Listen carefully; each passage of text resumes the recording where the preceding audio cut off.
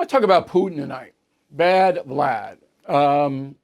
He is right now the most disruptive force on the planet. One of the most evil men that I've seen in my lifetime. He is on the cover of my upcoming book, Confronting Evil, along with Hitler, Mao, and the Ayatollah. There's 4 of them. Now, in the book, there's about 15 evil people that we profile, but I couldn't put 15 on the cover. But I wanted Bad Vlad there because he's in motion. We can see him. There is a segment of our population that doesn't really see him as being evil. Let me run down a few things, all right? So Putin had a terrible upbringing in Leningrad, which is now St. Petersburg, Russia. It was awful, and you'll read about it in Confronting. And his father was a brute.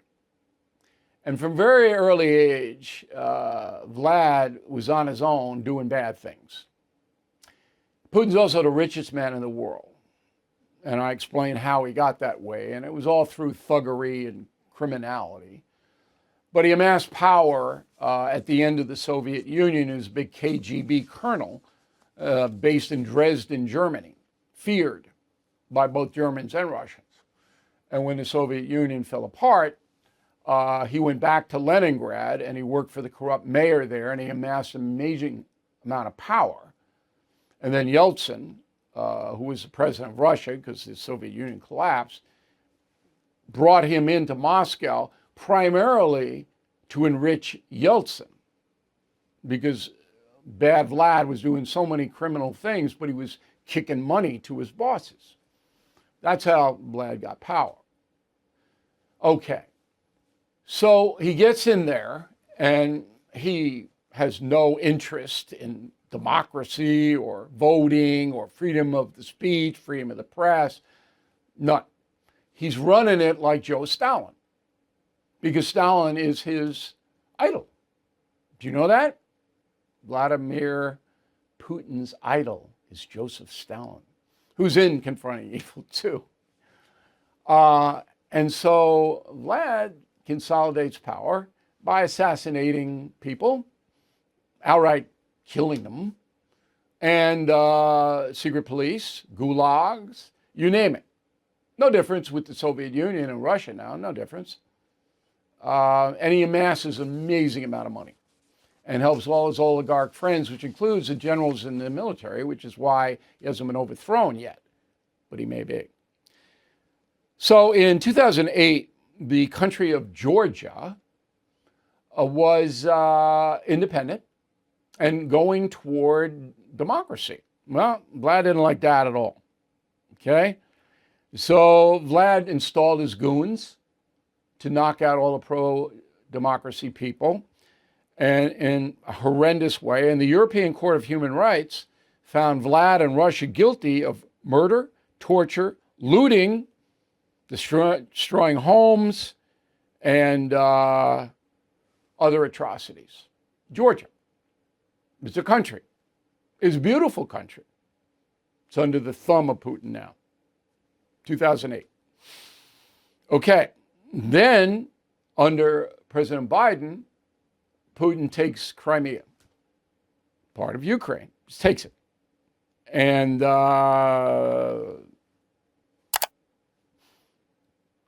President does nothing. Okay? So Barack Obama huffed and puffed, but he didn't blow anybody's house down. He didn't want to start a war. Putin was testing him. And Obama said, it's really not worth it. We got the war on terror here. We got so he didn't do anything. That opened it up for the current situation. At the same time, Syria, run by Assad, murdering his own people, gassing them. Well, who's behind him? Putin. Where's Assad now? Moscow. So Assad had to run for his life. A few months ago, he's in Moscow. Putin, yeah, buddies, like this. Believe me, Assad paid Putin big time for that. But Russia propped up Syria for a long time. Africa. So you've heard of the Wagner Group. They were involved in the invasion of Ukraine. Well, they're in Africa too. And they're brutalizing people, killing people, and they were in association with Russia. Now you remember that the head of the Wagner Group rebelled against Putin. And then, in a stunning display of stupidity that I've never seen, goes to Moscow, the head of the Wagner Group, to sort it all out. Vlad doesn't show up for the meeting, but they have a meeting. And the Russian authorities, the lesser guys, go, don't worry about it. Vlad's okay with you. Guys get on a plane, they take off, plane blows up. You remember, right? And there's Vlad. Oh, I don't know. Then he goes into Ukraine, and the war crimes there are unbelievable. What the Russians are doing. The Ukrainians too, sure, but there's no equivalency here. Russia invaded a sovereign country. So Putin is really, really evil. And if you've been following my commentary on BillO'Reilly.com on the No Spin News, you know that I have explained how President Trump is treating Putin. He understands that the only way to stop this evil tyrant is to have some kind of association with him, a rapport with him. And so Trump does not antagonize Putin. Now, you can say that's wrong. You can say Neville Chamberlain, Hitler. You can do all of that. I'm just explaining why Trump is doing what Trump is doing. He wants a deal. He wants a ceasefire. It's not good for anybody to continue this horrendous war in Ukraine. Ukraine cannot defeat Russia. No matter how much money, no matter how many arms we send them, they can't do it. Trump knows that. 200 million already in there from the United States. Trump says it's a lot higher, but it's about 200 billion. I think I said million. It's billion. And it's endless. Never end. So Trump wants it to stop. And for that, he needs Zelensky to shut up, which is why that whole thing blew up on Friday in the Oval Office. Now, Putin is gloating right now. He couldn't be happier because he's just a pure evil. A lot of people don't understand evil, and some don't even acknowledge it exists. But it does. And then I will define what evil is in the book, and you'll see the people that we select to tell you about. There's no excuse. But Putin right now is going, oh, yeah, look, Zelensky got humiliated. Trump is on my side. Trump's not on his side. Trump knows that the only way a deal happens is if Putin can portray himself as a winner. So you're going to give him a little bit of that. So he saves face. That's what Trump's strategy is. Is it going to work? I don't know. I have predicted, I believe, that they will get a ceasefire and that America will get the mineral rights, which is good for Zelensky and Ukraine to have our presence on their soil. But getting back to bad Vlad, there's no way you're going to change him. He's just going to do bad things until he dies. And let's hope that's soon. I'm sorry, but let's hope that's soon.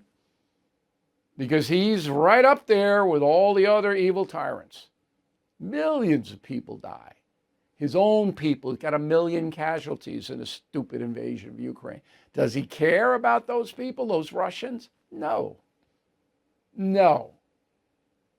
And then if you research Vladimir Putin and you see all the people that he's directly assassinated, and we have a few of them in the book, it's just, the guy is worse than any mafia chieftain you could ever imagine, because he has that whole government in his hand.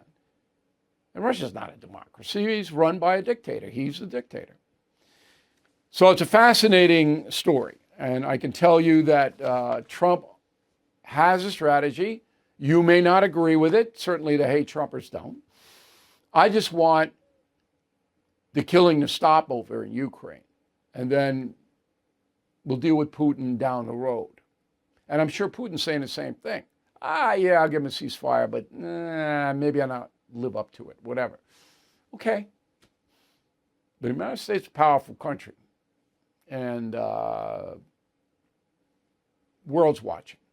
So that is my assessment of bad Vlad Putin. Love to hear from you. Bill at BillO'Reilly.com, Bill at BillO'Reilly.com, name and town. And Vlad, if you're watching, because I know you do watch me. And how do we know that? Through the Russian ambassador in Washington. You know, we Christians believe in redemption, but boy, oh boy, you know, you got a lot of atoning to do, pal. We'll see you next time. Thank you for watching. To view full episodes of the No Spin News anytime, sign up to become a BillO'Reilly.com premium or concierge member today.